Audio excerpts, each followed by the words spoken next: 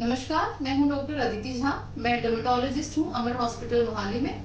आज हम बात करेंगे फंगल इन्फेक्शन के बारे में, जिसको हम आम भाषा में दाद भी कहते हैं। जैसे मानसून शुरू हो गई है और ऐसे में क्लाइमेट काफी ह्यूमिड हो गई है। ऐसे क्लाइमेट कंडीशंस में फंगल इन्फेक्शंस यानी कि दाद काफी कॉमनली दिखे जाते हैं। ये आपको शरीर में लाल रंग का गोलाकार निशान की तरह दिख सकता है या कई पेशेंट्स में ब्लैकिश डिस्कलरेशन के जैसा भी दिख सकता है। ये इन्फेक्शियस होता है और ये एक से दूसरे पर्सन में फैल सकती है। इसके लिए क्या प्रिकॉशंस लेना चाहिए और क्या नहीं करना चाहिए, ये मैं आपको अगले वीडियो में बताऊंगी। अगर आपको ऐसे ही कुछ निशान या फिर धब्बे या खारिश वाले दाने बन रहे हैं तो आप हमें विजिट कर सकते हैं अमर हॉस्पिटल मोहाली में। धन्यवाद।